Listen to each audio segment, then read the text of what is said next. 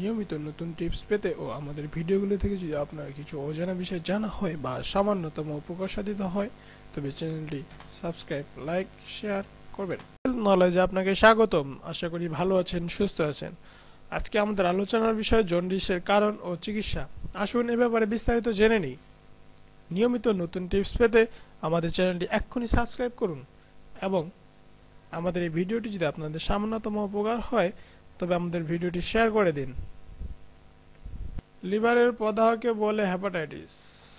এর প্রধান কারণ ভাইরাস ছাড়াও প্যারাসিটামল, অ্যালকোহল, মাশরুম, ব্যাঙের ছাতা, অ্যাফ্লাক্রিন থেকে হেপাটাইটিস হতে পারে। কিছু বিশেষ ধরনের ভাইরাস মানবদেহে শুধু লিভারকে আক্রমণ করে। এগুলো হচ্ছে এন hepatitis A, hepatitis B, hepatitis C, hepatitis D এবং হেপাটাইটিস এ। এসব ভাইরাস ছাড়াও আরও কিছু ভাইরাস যেমন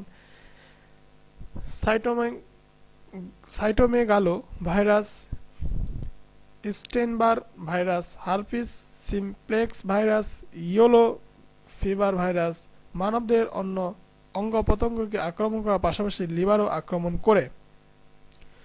যেভাবে ছড়ায় হেপাটাইটিস এ ছড়ায় প্রধানত মুখ কিংবা বায়ুপথ দিয়ে। একজনের মুখের নালার মাধ্যমেও এটি অন্যের দেহে সংক্রমিত হতে পারে। যৌন মিলন বা রক্তের মাধ্যমে এ ভাইরাস সংক্রমিত হতে পারে। অনেক সন্তান সম্ভবা মা হেপাটাইটিস এ ভাইরাসে আক্রান্ত হলে দুশ্চিন্তাগ্রস্ত হয়ে পড়েন। তাদের ধারণা এই ভাইরাসটি তাদের হবু সন্তানের দেহে সংক্রমিত হবে। আসলে এই ভাইরাসটি এভাবে সংক্রমিত হয় না, তবে গর্ভাবস্থায় এটি মা থেকে সন্তানের দেহে সংক্রমিত হতে পারে। হেপাটাইটিস সি ভাইরাস প্রধানত ছড়ায় রক্তজাত দ্রব্য, মুখের লালা ও যৌন মিলনের মাধ্যমে। গর্ভাবস্থায় মা থেকে সন্তানের দেহে একটি সংক্রমিত হতে পারে। হেপাটাইটিস ডি এটি একটি অসম্পূর্ণ ভাইরাস। এটি হেপাটাইটিস বি ভাইরাসের সাথে একযোগে মানবদেহে আক্রমণ করে এবং হেপাটাইটিস বি যেভাবে ছড়ায় এটিও ঠিক সেভাবে ছড়ায়। হেপাটাইটিস ই প্রধানত মুখ কিংবা পায়ুপথে ছড়ায়। লালা কিংবা রক্তের মাধ্যমে এটি ছড়ায় না। গর্ভজাত সন্তানের এ ভাইরাস সংক্রান্ত হওয়ার কোনো ঝুঁকি নেই।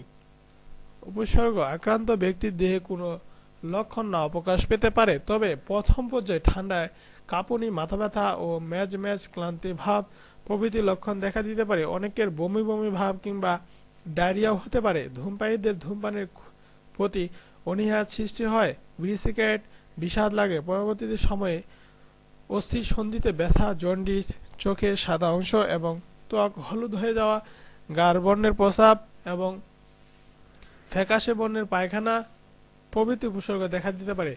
আক্রান্ত ব্যক্তি পেটের ওপরের অংশ ব্যথা অনুভব করতে পারে। লিভার সাধারণত আস্তে আস্তে বড় হতে থাকে। শিশুদের ক্ষেত্রে প্লিহাও বড় হয়ে থাকে। চিকিৎসা: সুনির্দিষ্ট কোনো চিকিৎসা নেই। প্রতিরোধই এ রোগ থেকে মুক্তির একমাত্র উপায়। এমন হলে মরফিন বা ঘুমের ওষুধ সেবন করা উচিত নয়। অ্যালকোহল আসক্তরা অবশ্যই অ্যালকোহল গ্রহণ থেকে বিরত থাকতে হবে। যেসব মহিলা জন্মনিয়ন্ত্রণ পিল খান তাদের সাময়িকভাবে পিল সেবন বন্ধ করা উচিত। লেখক: মেডিসিন বিভাগ, বঙ্গবন্ধু শেখ মুজিব মেডিকেল বিশ্ববিদ্যালয়। ধন্যবাদ আমাদের এই ভিডিওটি